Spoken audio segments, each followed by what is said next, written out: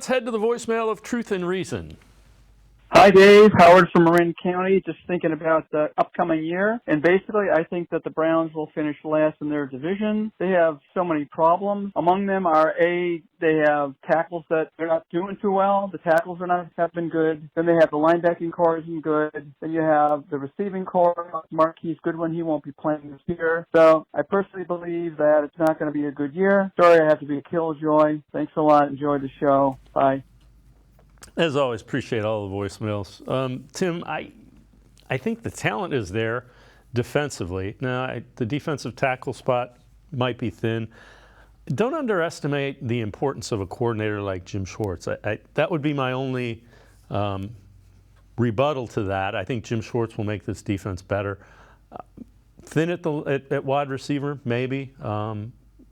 Guys are going to have to step up if Marquise Goodwin in there, and I'm talking about David Bell and Cedric Tillman. Yeah, I mean, I understand, the pessimism there. I mean, the Browns have, kind of just underachieved for the better part of, the last 23 plus years since they come back into the NFL, with the exception of maybe a couple of seasons. So I kind of understand the pessimism, but, it's also not like the rest of the teams in the AFC North don't have question marks. I know the Bengals are favored, but they have a lot of questions in that secondary. How are you going to replace Jesse Bates and Von Bell in the back end of that defense with Baltimore? Can Lamar Jackson play extremely well in a pass-heavy offense that Todd Monken is bringing in? And I still have questions about that defense. And as I've said before, I've been, a little not quite as impressed with the drafting and some of the draft picks that Eric DeCosta's made. He hasn't quite been what, Baltimore, I'm sure, hoped he would be when he succeeded Ozzie Newsome with Pittsburgh.